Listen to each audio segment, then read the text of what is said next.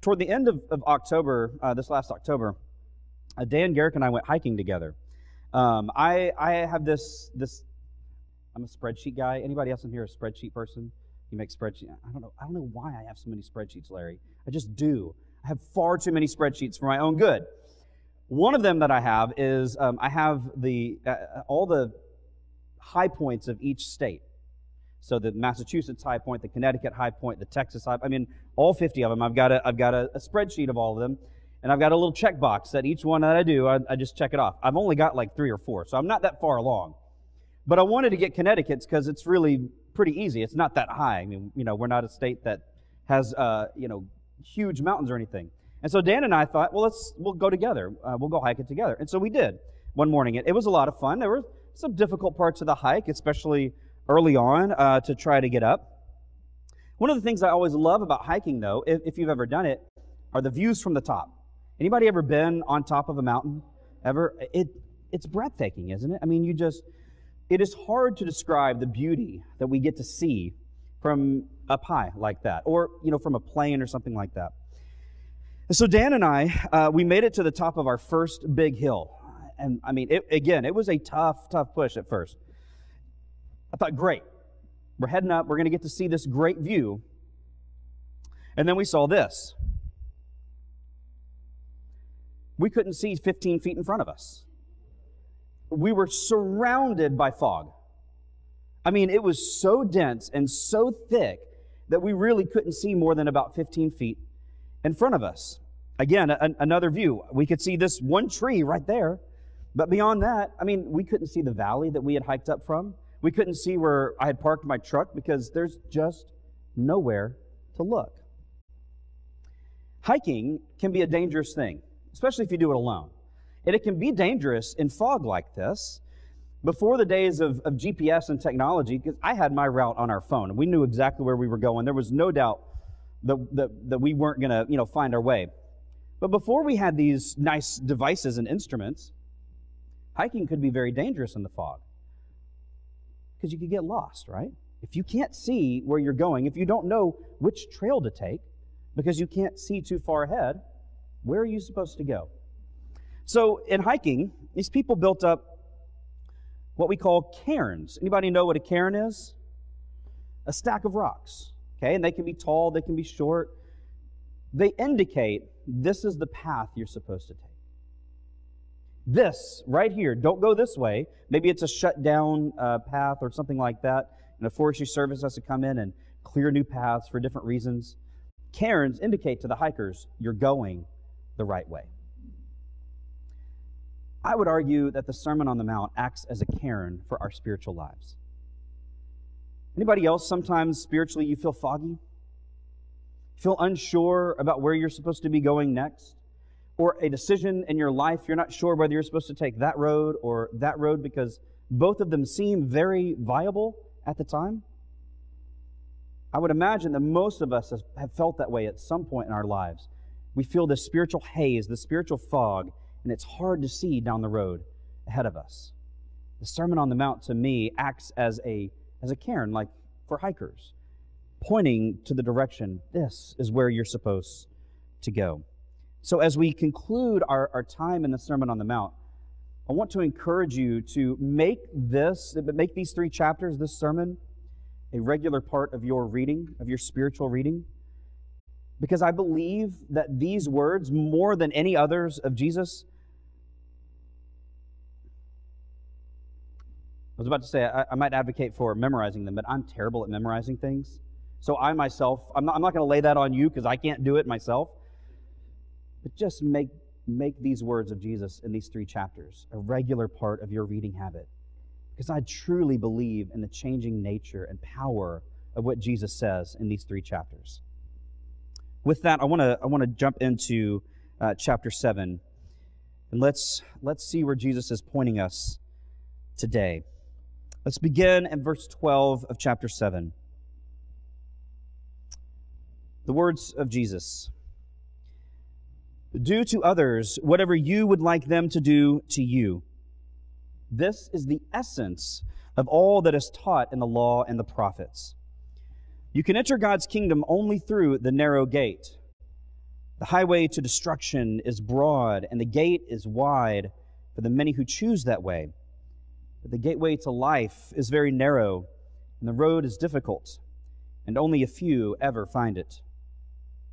Beware of false prophets who come disguised as harmless sheep, but are really vicious wolves. You can identify them by their fruit, that is, by the way they act. Can you pick grapes from thorn bushes, or figs from thistles? A good tree produces good fruit, and a bad tree produces bad fruit. A good tree can't produce bad fruit, and a bad tree can't produce good fruit. So every tree that does not produce good fruit is chopped down and thrown into the fire. Yes, just as you can identify a tree by its fruit, so you can identify people by their actions. Not everyone who calls out to me, Lord, Lord, will enter the kingdom of heaven. Only those who actually do the will of my Father in heaven will enter. On Judgment Day, many will say to me, Lord, Lord, we prophesied in your name. We cast out demons in your name and performed many miracles in your name. But I will reply, I never knew you. Get away from me, you who break God's laws. Anyone who listens to my teaching and follows it is wise, like a person who builds a house on solid rock. Though the rain comes in torrents and the floodwaters rise and the winds beat against that rock, beat against that house, it won't collapse because it is built on bedrock. But anyone who hears my teaching and doesn't obey it is foolish, like a person who builds a house on sand. When the rains and the floods come and the winds beat against that house, it will collapse with a mighty crash. So the words of the Lord. This is how he ends his sermon. And I want to begin by talking about foundations from chapter 7. And so I want to actually jump to the last parable that Jesus talks about. And the question then would be, well, why am I beginning with the end? Because I want to discuss this parable of the houses, of building a house on solid or sandy foundations. It may seem strange to do that, but I think by doing this, by looking at this parable first, we have a lens through which we can read the rest of the chapter, but also a lens through which we can actually go back and read the rest of the sermon itself. And one thing we haven't actually discussed yet with this sermon the last 2 weeks is what are we supposed to do about these chapters? How have Christians historically read this sermon? You probably all know the name Martin Luther. Anybody unfamiliar with that name? Probably not, except maybe my children back there. Martin Luther, of course, the great reformer, right? Away from the Catholic Church. Well, what did he say? What did this great thinker and Christian theologian have to think and say about the Sermon on the Mount? Well, what he actually believed is that the Sermon on the Mount was too lofty an ideal for us to actually ever achieve. There's no way we could ever be good enough to do the things that Jesus actually says in the Sermon on the Mount. In other words, Jesus is setting up this perfect kind of rubric for us to try to follow, but Luther said there's just no way we can ever get there. It's not possible for us to do it. At least he had one thing going for him. He didn't advocate not trying, though, which is another view of the Sermon on the Mount. There are some who have said it's so idealistic, it's so far out there, why would we even try? What's the point? If you can't reach it, just stop. You shouldn't do it, right? I take a different view. I absolutely believe that Jesus intended for us to do everything exactly as he said in this sermon. Call me crazy, but I think Jesus meant what he said. Why else would he say in verse 24, as we just read, anyone who listens to my teaching and does what? Follows it is wise. The key word in this section of the sermon is actually the verb doing. He uses it 9 different times just in this chapter alone. Doing. That doesn't sound like an accident to me. It doesn't sound like Jesus is setting up some kind of false trail for us to follow. Instead, he very, very much means he wants us to do precisely what he said in this sermon. I think James says something similar in James chapter 1, verses 22 through 27, where I believe James is actually giving commentary on the Sermon on the Mount. This is one of those times where I think James has got like Matthew right beside him, and he's reading what we call Matthew 5, 6, and 7, and James is going, oh man, this is so good. I gotta talk about this. So starting in verse 22, he says, of chapter 1, in case you want to follow along, don't just listen to God's word. You must do what it says. Otherwise, you are only fooling yourselves. For if you listen to the word and don't obey, it is like glancing at your face in a mirror. Some of you are pretty good looking, but that doesn't get you anywhere, does it? You see yourself, you walk away, and you forget what you look like. But if you look carefully into the perfect law that sets you free, and if you do what it says and don't forget what you heard, then God will bless you for doing it. If you claim to be religious but don't control your tongue, you are fooling yourself and your religion is worthless. Pure and genuine religion in the sight of God the Father means caring for orphans and widows in their distress and refusing to let the world corrupt you. Does that sound at all like what Jesus has just said in this sermon? I think it does. So what then is this parable about the houses? What is it about? Why is Jesus telling this? You probably notice through just reading this and then even reading James, it sounds very similar to the wisdom literature that we read about in the Old Testament. This is a very common form of literature and rhetoric in the ancient world, especially in and around Jerusalem. Very, very common way for Jesus to be speaking to them using this wisdom and foolish language. I think there are a couple of ways for us to possibly think about this parable of the houses, of the building. And one is simply to understand it as a kind of personal reflection on a parable, right? And I don't think this is an out-of-place way to think about it at all. And it certainly seems that to be what Jesus is kind of doing here by the whole comparing and contrasting right before it of the narrow and the broad way, with the good and the bad fruits, right? Now you have the solid foundation or the sandy foundation. It can absolutely be taken as kind of this personal way of looking at it. Another way to read it would be to allegorize it. This was a very common thing in the early church for them to do. They allegorized everything. And what it means to allegorize would be to find a correlation between every single piece of the parable and say it actually means something else. What do they actually represent would be the question. So what is the house? Is it my life? Is that what I'm trying to get to stand? Is it my false or kind of these real structures I built up in my own life? How about the foundation? Is it the law? Is it relationships? Is it something else? The rains and the floods and the winds, what do they mean in this allegory? What do they represent? Are they physical hardships? Are they spiritual hardships? Or something else? That's what it means to allegorize. And you probably have heard some people do that with this parable in the past, where they allegorize it to death almost. Another way to view it, and this one I think probably hits closer to the mark for Jesus' hearers at least, would be to try to view it through their way of understanding the world. Some of you, I've made this statement before, I think.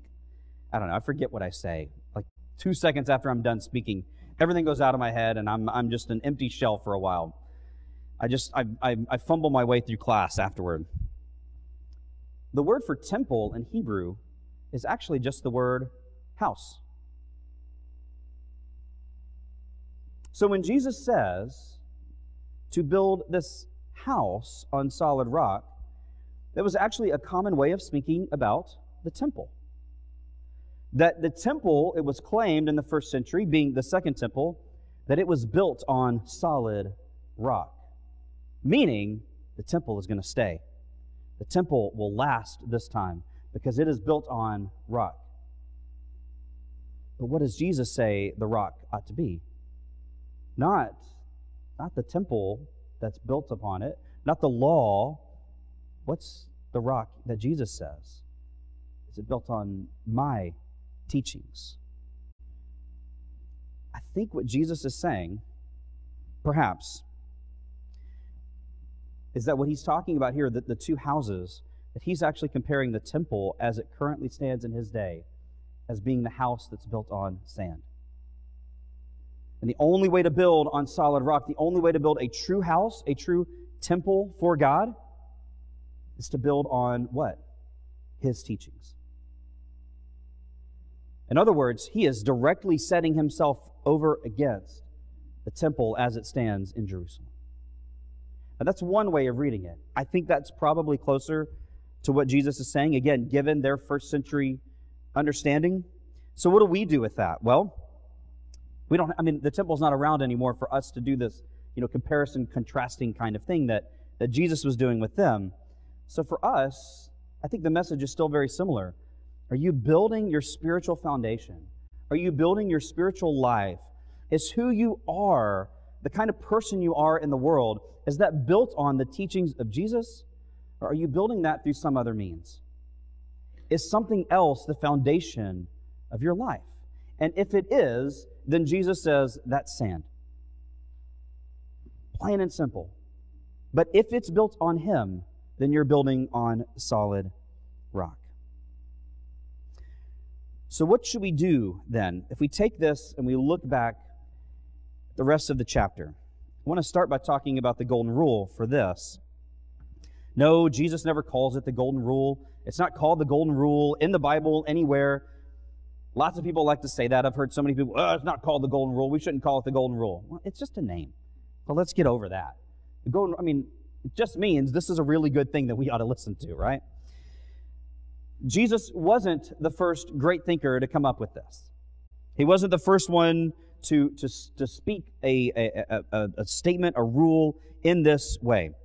He wasn't even the first to put it in a positive light rather than a negative one. And the difference between a positive and a negative would be something like the positive that Jesus says is, do for others what you want them to do for you. The negative way of saying that, and a lot of people said it in the negative, even before the time of Jesus, said, just don't do to other people what you don't want them to do to you. Now, those sound very similar, don't they? Several commentaries that I read kind of said, well, they're both saying the same thing, so there's no difference. Maybe in the end they amount to kind of the same thing, but I think there is one big difference. It's easy to sit back and not just harm somebody, right? But to actually go and do for somebody else. Putting it in the positive is a call to action. Putting it in the negative is a call to being passive and just not hurting other people the way that you don't want to be hurt. Anybody can just sit back and not hurt people or do the things that they don't want done to them. But Jesus, I think, is advocating for a more active kind of life and love. He expects for us, again, through that lens of, does he really mean what he's saying here? He actually expects for us to do for other people what we want done for us. Jesus' positive spin on this represents a more demanding interpretation of loving one's neighbor. Loving one's neighbor isn't simply sitting back and not beating them up because you don't want to get beaten up. Loving your neighbor means that when they're hurting, you actually go over to them and respond to their needs in a positive way, because that's the very thing that you would want done to you if you were in that situation. For that reason, I believe that the golden rule is only golden when it's interpreted in the light of its Christian context. For to say something like, man, I love wild parties, so I'm going to host some wild parties. Right? Since I love those, that's what I want done for me. I want people to host wild parties for me. I'm going to go host wild parties. Yeah. Right? Well, of course not. That's not at all what Jesus is saying, right? Jesus isn't saying, take this and appropriate it in any way that you want to, because that's okay. It only makes sense if you understand the ethic that he's been teaching this whole time. The rule isn't about what you like. It's about what you need. It's about what you need done for you that you then and go do for other people. And so a secularized interpretation, a secularized reasoning of this rule just isn't going to cut it. I think it has to be understood in the light of loving God and loving others, which I think Jesus says are the two greatest commandments. You can check me on that, but I think he says that somewhere. What's interesting is that Jesus also places no restrictions on this rule. Right? He doesn't say, do to others what you want done to you if they're your friends. Do to others what you want done to you if it's a close family member that you like, not your weird uncle that you don't like. Right? There are no caveats to this. It is simply the rule that he expects us to live by. We're the ones who put conditions on it. We're the ones who take it and say, yeah, but they're not really my neighbor. Jesus has something to say about that too in Luke chapter 10, doesn't he? And so I think this rule is the basis for Christian action. And that's why Jesus follows it up, not with only if you like the person, but what does he say? That this is the essence of the law and the prophets. Everything that they were sent to tell you by God, everything that they wrote down for you, every law that Moses crafted, this sums that up. Seems to be an important teaching for Jesus then. And then finally, we talk about the broad and the narrow, the bad fruit and the good fruit, and what's going on there. Well, a few things to think about here. First, it's important to understand that the idea of speaking in this way is very common to the first century people that he's speaking to. You can go all the way back to Genesis 2 and 3. Remember what happens there? You got these two people hanging out in this paradise garden, loving it, loving life, naming all these animals, doing all kinds of great things, eating all kinds of luscious fruit. Until what?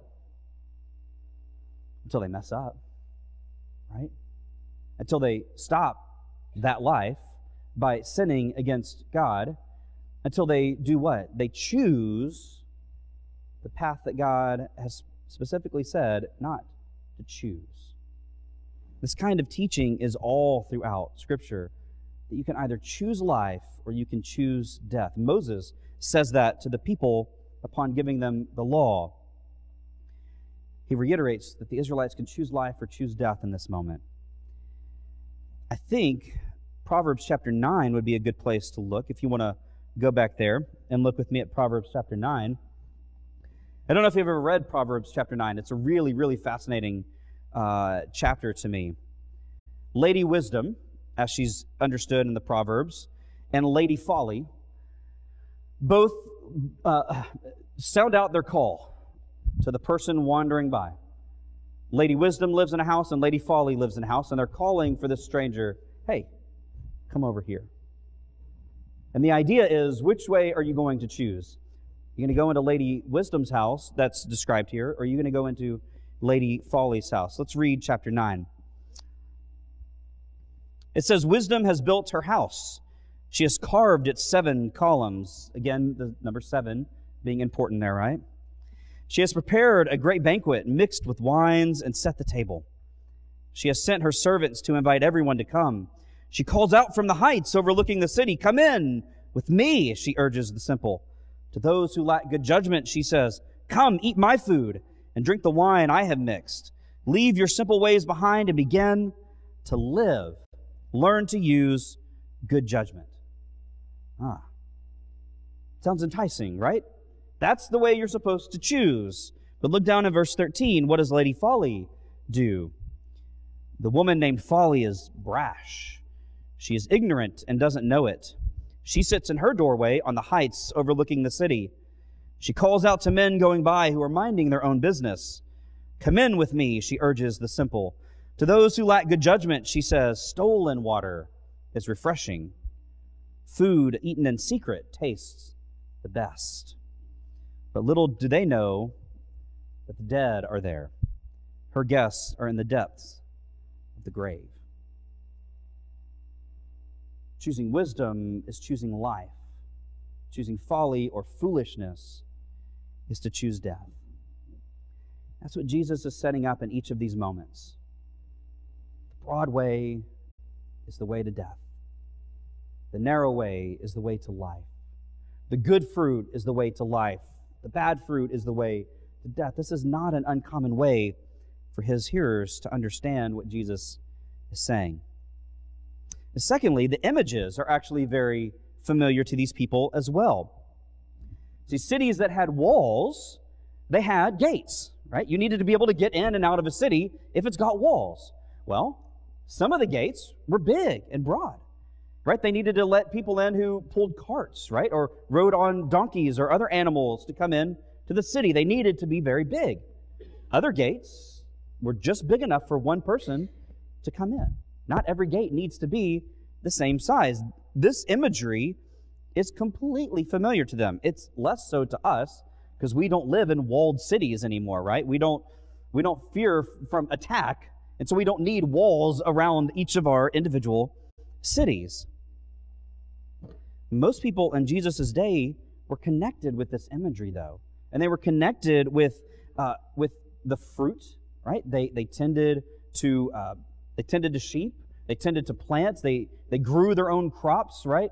Most of us aren't connected to the land in the way that the people of Jesus' day are. So these images make sense to them when there are times that we may not connect as well as they did, I think. Then the third is, why is Jesus speaking in this way?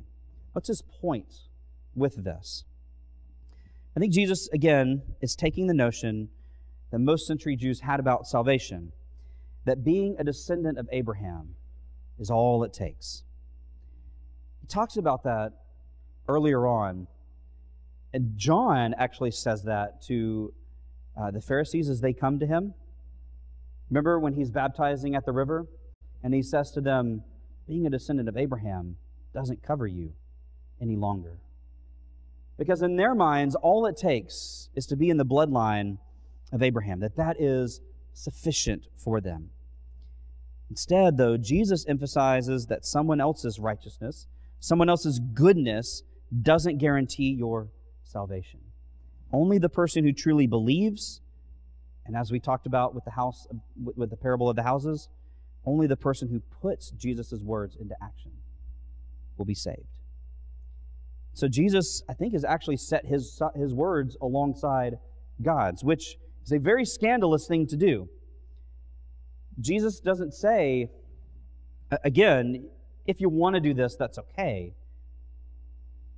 He is equating what he's just said with the things that God has said. A very scandalous thing for a first century Jew to do. He's saying, I am as important as the God that you've been worshiping for thousands of years. So do we take him seriously?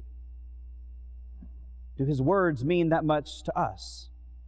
Or are we going to forget about them? So to conclude, are you truly obeying the words of Jesus? Or are you merely hearing him? Listen and obey. Not just hearing. Anybody can hear something. Guys are actually really good at hearing something and not doing anything about it. Oh, that hurt. I'm sorry. It hurts me to say it. But it's true. But it's not really just guys, is it? It's all of us. We're all pretty good at listening. We're all pretty good whenever somebody comes up to us and says, hey, would you pray for me? And we go, yeah, sure, of course I'll pray for you. And then what happens? We forget. We don't do it on purpose, right? I don't think any of us are actively going, yeah, right, like I wanted to pray for them in the first place. Suckers. I got them. I told them I was going to pray for them, and I'm not doing any of that. We're not doing that. We're good at listening. We're good at hearing. But maybe not so good at doing at times. Are we listening and obeying Jesus' words?